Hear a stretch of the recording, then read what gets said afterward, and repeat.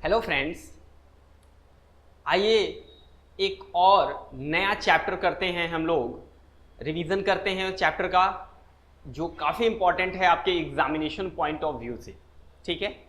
और उस चैप्टर का नाम है मीटिंग। क्या नाम है? मीटिंग चैप्टर करते हैं हम लोग। बहुत इंपॉर्टेंट पॉइंट है ये, बहुत इंपॉर्टेंट चैप्टर है। एग्जामिनेशंस में अक्सर क्वेश्चंस इस चैप्टर से पूछे जाते हैं, तो इसका रिवीजन करते हैं हम लोग।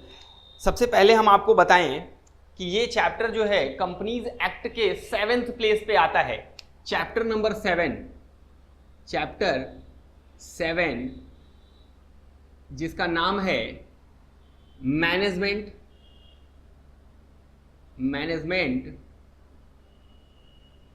एंड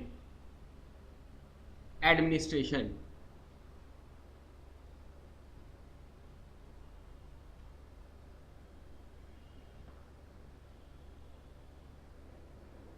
क्योंकि ये चैप्टर स्टार्ट हो जाता है आपका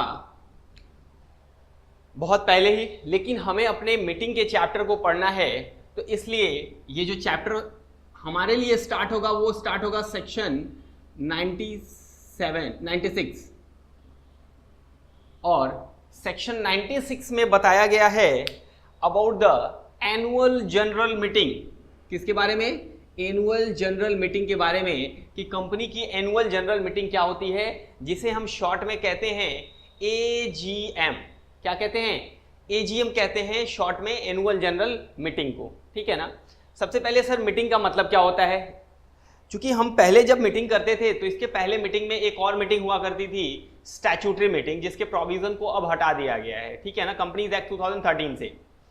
मीटिंग का मतलब होता है कि जहां 2 और मोर पर्सन्स एक साथ बैठ करके क्या करते हैं, किसी बिजनेस मैटर को या किसी भी मैटर को डिस्कस करते हैं, तो उसे हम लोग मीटिंग कह लेते हैं जनरल सेंस में, ठीक है ना। फिलहाल हम लोग यहां अब स्टार्ट करते हैं एनुअल जनरल मीटिंग से, सेक्शन 96। ये चैप्टर कहां तक जाएगा सर? तो सेक्शन 96 से जाएगा हमारा सेक्शन 122, यहां तक ये फैला हुआ है, तो इसके इंपॉर्टेंट प्रोविजंस को हमें कवर करना है। तो आइए एजीएम से स्टार्ट करते हैं, एनुअल जनरल मीटिंग से। सबसे पहले एजीएम की बात अगर करें तो हर एक कंपनी को, every company is required to hold every year, हर एक कंपनी और हर साल क्या करेगी? एक मीटिंग हेल्ड करेगी जिसका नाम होगा एनुअल जनरल मीटिंग। और जब कंपनी इस मीटिंग को होल्ड करने के लिए जब नोटिस इश्यू करेगी, उसमें साफ साफ बताना पड़ेगा कि ये कौन सी मीटिंग है, एनुअल जनरल मीटिंग है, ठीक है।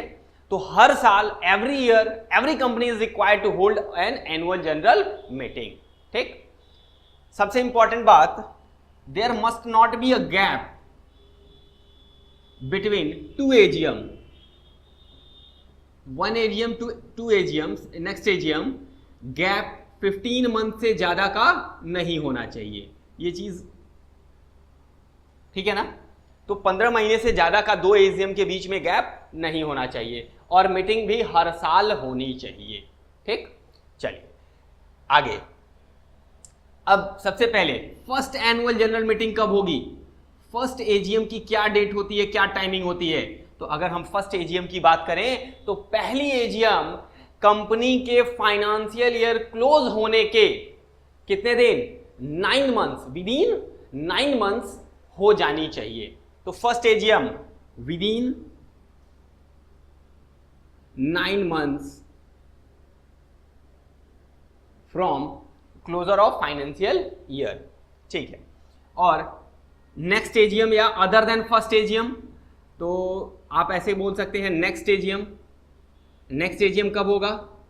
तो उसके लिए टाइम क्या है? विद इन 6 मंथ्स, 6 महीने के अंदर from the close of financial year, ठीक है। तो ये 2 डेट हो गई। तो क्या हो गया? सिंपल सा एक कॉन्सेप्ट बन गया कि सबसे पहली AGM फाइनेंशियल ईयर क्लोज होने के 9 महीने के अंदर हो जानी चाहिए, उसके बाद वाली AGM जो होगी वो फाइनेंशियल ईयर क्लोज होने के 6 महीने के अंदर हो जानी चाहिए, और 2 AGM के बीच में 15 महीने से ज्यादा का गैप नहीं होना चाहिए, और हर साल कम से कम एक AGM होनी चाहिए, हर साल एक AGM होनी चाहिए। दैट इज द कॉन्सेप्ट, ठीक। इतनी बात समझ में आ गई। चलिए, अगर देखिएगा जरा, सुनिएगा ध्यान से एक कॉन्सेप्ट।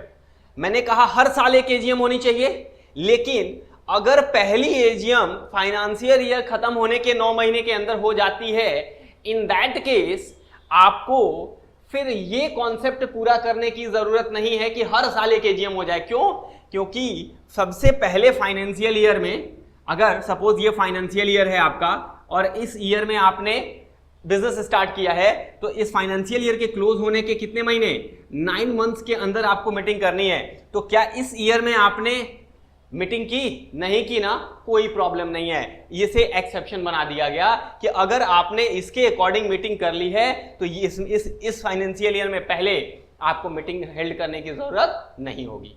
ठीक, ये एक एक्सेप्शन है, ये है ना। चलिए, पॉसिबल भी नहीं है ये कर पाना। ठीक है, चलिए आगे बढ़ते हैं। अब जरा ध्यान से सुनिएगा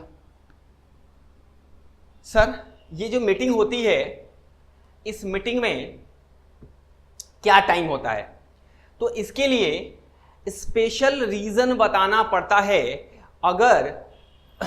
अगर आपने कोई स्पेशल बिजनेस करना है तो उसके लिए एक स्पेशल नोटिस भेजनी पड़ती है। और दो तरह के बिजनेसेस डील होते हैं इसमें, एक ऑर्डिनरी बिजनेस और एक एक्स्ट्रा ऑर्डिनरी या स्पेशल बिजनेस। ठीक है, तो नॉर्मली सिंपली स्पेशल बिजनेस से ही डील किया जाता है। अगर आप कुछ स्पेशल बिजनेसेस भी करने चाहें तो कर सकते हैं। क्या वो होते हैं, उनको हम लोग देखेंगे आगे चल करके। सेक्शन 102 में वो बिजनेसेस हम लोग कवर कर लेंगे। ठीक है ना। चलिए आइए सर, कब ये मीटिंग होती है, कब हेल्ड की जाती है, जरा इसके बारे में सुनिएगा। इस मीटिंग को, अच्छा एक चीज और हम आपको बताएं कि ये जो subsequent other than first AGM होती है, इसको करने में रजिस्ट्रार के पास एक पावर होती है कि अगर रजिस्ट्रार चाहे तो वो इस टाइम पीरियड को, 6 मंथ की टाइम पीरियड को 3 मंथ से, मैक्सिमम कितने महीने, 3 मंथ से इंक्रीज कर सकता है, 3 महीने के लिए बढ़ा सकता है। ये पावर किसके पास है? ये पावर रजिस्ट्रार के पास होती है। रजिस्ट्रार के पास ये पावर होती है कि वो नेक्स्ट जो सब्सिक्वेंट एजीएम्स होते हैं उसको 3 मंथ से बढ़ा सकता है, इससे ज्यादा नहीं। फर्स्ट एजीएम में उसके पास कोई पावर नहीं है। ठीक है ना। चलिए, एजीएम बुलाने का टाइम डेट क्या होता है? तो अगर आप टाइम डेट की बात करें तो एजीएम बुलाने के लिए बिजनेस आवर में एजीएम बुलाया जाता है। कब? बिजनेस आवर, बिजनेस आवर्स में एजीएम बुलाए जाते हैं। और बिजनेस आवर का मतलब क्या होता है? 9 AM to 6 PM। ठीक है सर, किस दिन बुलाया जाता है? किसी भी दिन आप मीटिंग बुला सकते हैं अदर देन नेशनल हॉलीडे। मतलब कभी भी आप किसी भी डेट में मीटिंग बुला सकते हैं, लेकिन वो डे कौन सा नहीं होना चाहिए? नेशनल हॉलीडे नहीं होना चाहिए। और नेशनल हॉलीडे का मतलब होता है कि वो हॉलीडे जो सेंट्रल गवर्नमेंट के द्वारा नेशनल हॉलीडे डिक्लेयर किया गया है, उसे नेशनल हॉलीडे कहते हैं। ठीक, that's it, that is all about the meeting और एनुअल जनरल मीटिंग। सेक्शन 96 हो गया ये एनुअल जनरल मीटिंग के बारे में सब कुछ। ठीक, सबसे पहले क्या बताया मैंने कि सेक्शन 96 एनुअल जनरल मीटिंग की बात करता है। हर साल एक एनुअल जनरल मीटिंग हो जानी चाहिए। 2 एजीएम के बीच में 15 महीने से ज्यादा का गैप नहीं होना चाहिए। पहली एजीएम फाइनेंशियल ईयर क्लोज होने के 9 मंथ्स के अंदर हो जाना चाहिए। उसके बाद वाली जो एजीएम्स होती हैं वो फाइनेंशियल ईयर क्लोज होने के 6 महीने के अंदर हो जानी चाहिए। और उस टाइम को 3 मंथ से बढ़ाया जा सकता है बाय द रजिस्ट्रार। ये कब होगा? तो बिजनेस आवर्स में होल्ड किया जाएगा 9 AM to 6 PM। उसके बाद ये कौन से दिन होगा? तो नेशनल हॉलीडे के दिन होगा। मतलब sorry, other than national holiday, national holiday के दिन ये नहीं हो सकता।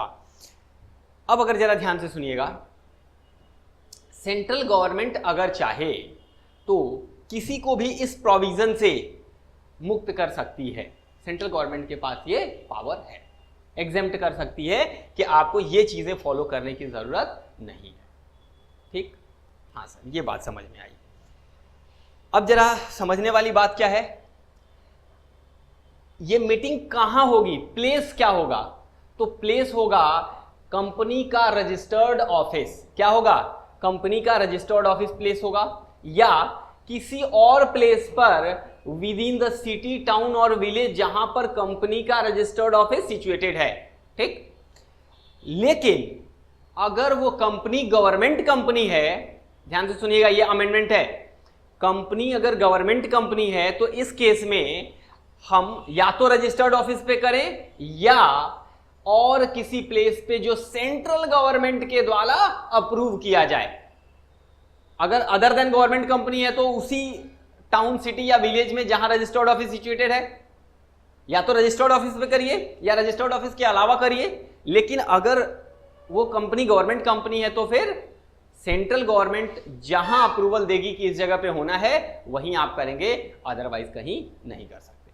ठीक, हाँ सर। तो ये रहा आपका सेक्शन 96। चलिए आगे बढ़ते हैं।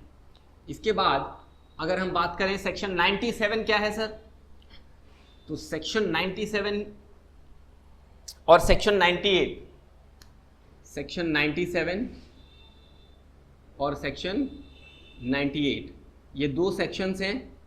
ये दोनों एप्लीकेबल हो रहे हैं, एनफोर्स्ड हैं सिंस 1 जून 2016, 1 जून 2016 से दोनों एनफोर्स्ड हुए हैं। और इन सेक्शंस में क्या बताया गया है जरा ध्यान से सुनिएगा। सेक्शन 97 कहता है ट्रिब्यूनल के पावर के बारे में, पावर ऑफ ट्रिब्यूनल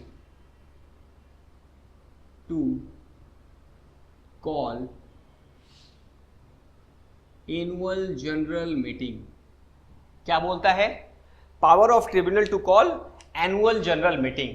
ठीक, और सेक्शन 98 भी सेम है, power of tribunal to call call meetings of members.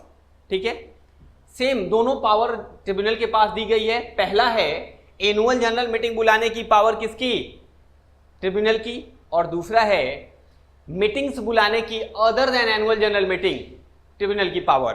तो पावर ऑफ ट्रिब्यूनल ये भी है सेम, पावर ऑफ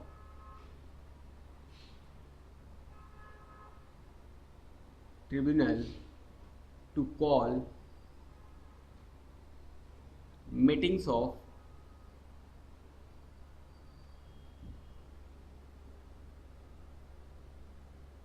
मेंबर्स। ठीक सर, ये क्या है सेक्शंस, जरा इसको डिफाइन करिए, ध्यान से सुनिएगा। Power of tribunal to call annual general meeting, अगर सेक्शन 96 में बताए गए प्रोविजन के हिसाब से, ध्यान से सुनिएगा मेरी बात को, सेक्शन 96 में बताए गए प्रोविजन के हिसाब से अगर कंपनी डिफॉल्ट नहीं होल्ड कर पाती या डिफॉल्ट होता है सेक्शन 96 के हिसाब से एनुअल जनरल मीटिंग बुलाने में, तो इन दैट केस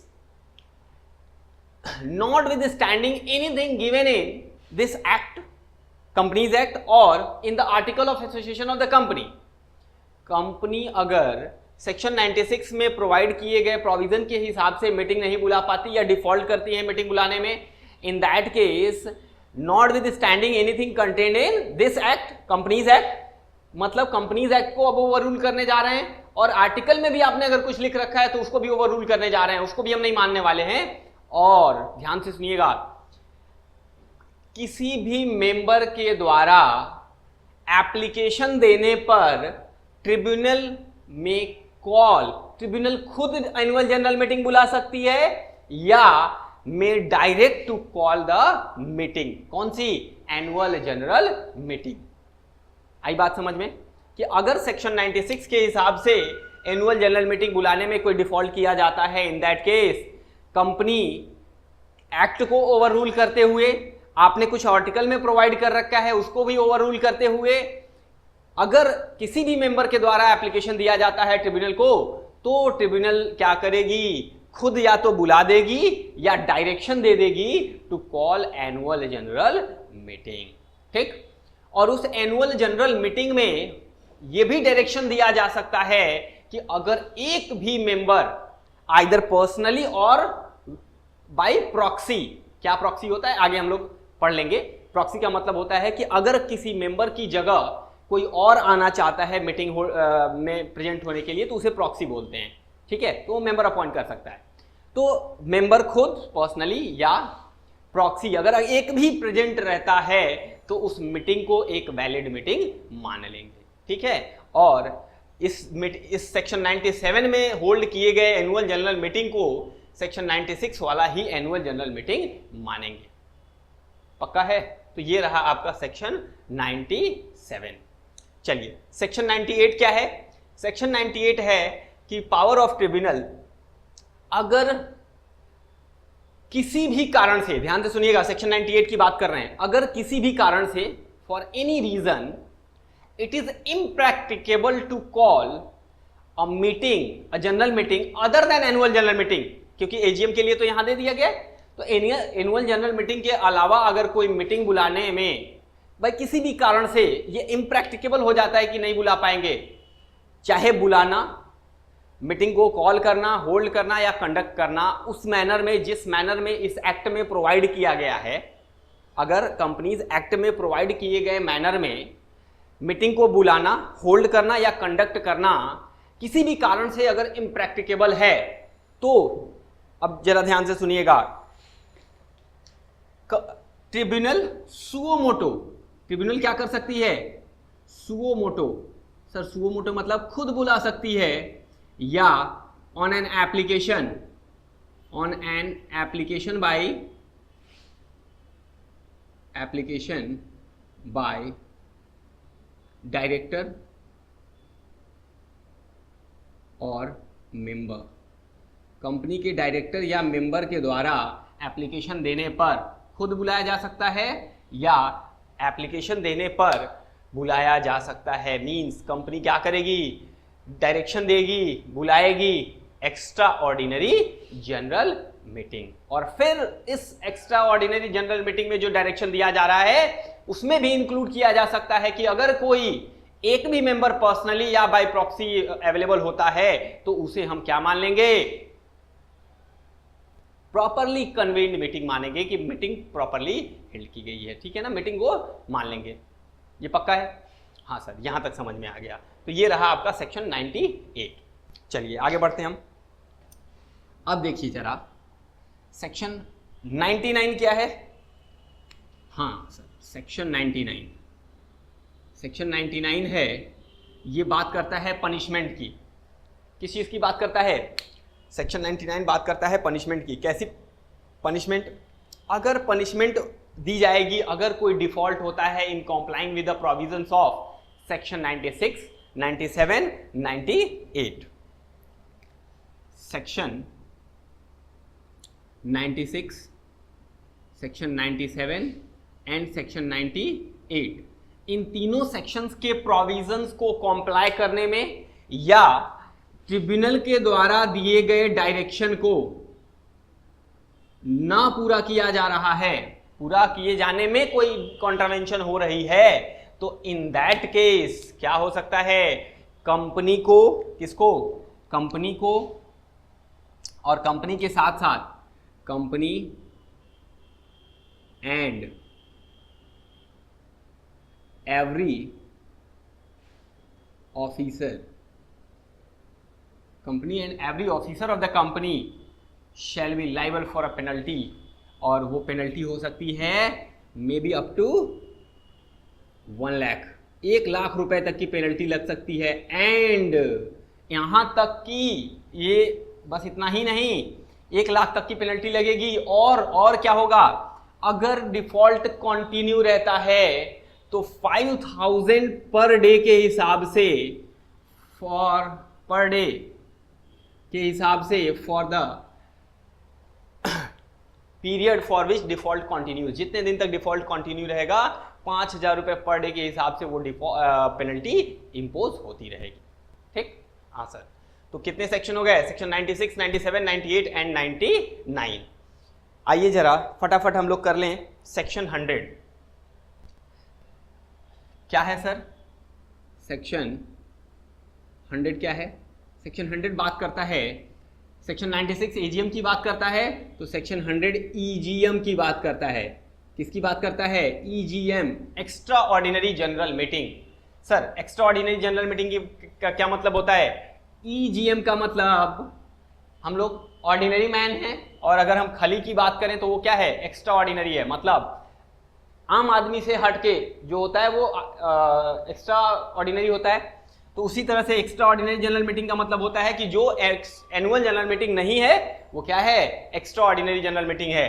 तो other than any meeting which is other than AGM is known as extraordinary general meeting, EGM. ठीक सर, ये ईजीएम कौन बुलाता है?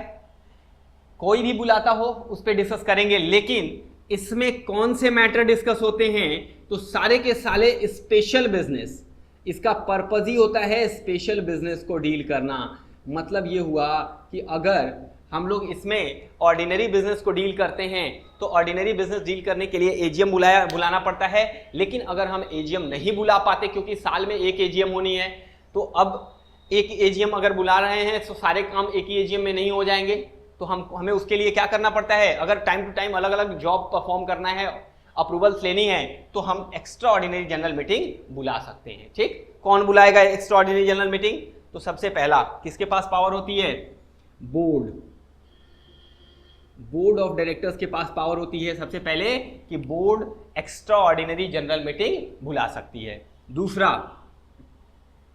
बोर्ड ही बुलाएगी, बोर्ड ही मीटिंग बुलाएगी, लेकिन ऑन रिक्विजिशन पे, किसी के रिक्वायरमेंट या क्वेश्चनिंग इंक्वायरी या फिर बोलने पर मीटिंग बुलाई जाएगी बोर्ड ऑफ डायरेक्टर्स के द्वारा। तीसरा, और ये जो रिक्विजिशन देने वाले लोग हैं खुद बुला सकते हैं, रिक्विजिशनिस्ट खुद बुला सकते हैं, ये खुद बुला सकते हैं। और लास्ट, और कौन बुला सकता है? ध्यान से सुनिएगा, ट्रिब्यूनल स्पेशल केसेस में बुला सकती है। और वो कौन सा केस था? सेक्शन 98, ये हम लोगों ने कवर कर लिया है। तो इसके बारे में जरा ध्यान से सुन लीजिए। तो ये चार लोग हैं जो एक्स्ट्रा ऑर्डिनरी जनरल मीटिंग बुला सकते हैं। सबसे पहला कौन? बोर्ड ऑफ डायरेक्टर बुला सकते हैं। दूसरा, बोर्ड ऑफ डायरेक्टर ही बुलाएंगे लेकिन रिक्विजिशन पे बुलाएंगे। और तीसरा, रिक्विजिशनिस्ट खुद बुला सकते हैं। एंड फाइनली ट्रिब्यूनल के पास भी पावर है सेक्शन 98 में बुलाने का। कैसे, वो आपने देख लिया है। बोर्ड ऑफ डायरेक्टर खुद बुला सकते हैं। चलिए, board of director on requisition. Sir, ये रिक्विजिशन कौन देगा? तो ध्यान से सुनिएगा, रिक्विजिशन दे सकते हैं अगर वो कंपनी शेयर कैपिटल वाली कंपनी है। कौन है? अगर वो कंपनी शेयर कैपिटल वाली कंपनी है, तो जो लोग जितने भी मेंबर हैं, अगर उनके पास 1/10 of the paid up share capital या उससे ज्यादा है, तो वो लोग रिक्विजिशन दे सकते हैं बोर्ड ऑफ डायरेक्टर को to call an annual general meeting, extraordinary general meeting. ठीक, अगर कंपनी शेयर कैपिटल वाली कंपनी है तो members holding not less than 1/10 of the total paid up share capital is known as requisitionist and they make a requirement to board for calling EGM। पक्का है? हाँ sir. और अगर company share capital वाली company नहीं है तो फिर टोटल वोटिंग पावर का 1/10 या उससे ज्यादा अगर जिस मेंबर के पास है वो लोग क्या कर सकते हैं? रिक्विजिशन दे सकते हैं बोर्ड ऑफ डायरेक्टर को। क्या करने के लिए? मीटिंग बुलाने के लिए। हाँ सर, ये बात तो समझ में आई। चलिए सर, उसके बाद अब हम अगर बात करें तो रिक्विजिशनिस्ट खुद बुला सकते हैं, लेकिन इसके लिए क्या होगा? इसके लिए जरा देखिए कैसे बुला सकते हैं। रिक्विजिशनिस्ट क्या करेंगे? रिक्विजिशन भेजेंगे। ये क्या है? ये डेट ऑफ रिक्विजिशन है। उन्होंने इस डेट को रिक्विजिशन भेजी। अगर इसके 21 दिन के अंदर अंदर, कितने दिन? विदिन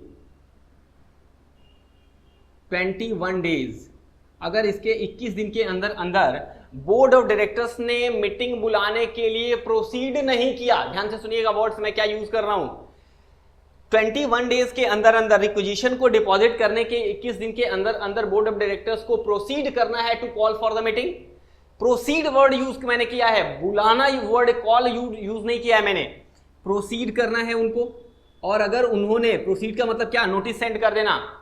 और उन्होंने अगर प्रोसीड नहीं किया, अच्छा प्रोसीड कर लिए, तो इनको बुलाना कितने दिन के अंदर है? 45 डेज। कितने दिन के अंदर? Within 45 days. 21 दिन के अंदर अंदर प्रोसीड करना है और 45 दिन के अंदर अंदर मीटिंग बुला लेनी है। लेकिन अगर ऐसा नहीं होता, वो 21 दिन के अंदर अंदर प्रोसीड नहीं करते और 45 दिन के अंदर अंदर मीटिंग नहीं बुलाते, तो इन दैट केस यहां से विदिन 3 मंथ्स क्या होगा? रिक्विजिशनिस्ट क्या कर सकते हैं? खुद देमसेल्फ रिक्विजिशनिस्ट मीटिंग बुला सकते हैं। ध्यान से देख लीजिए, टाइम लिमिट क्या है?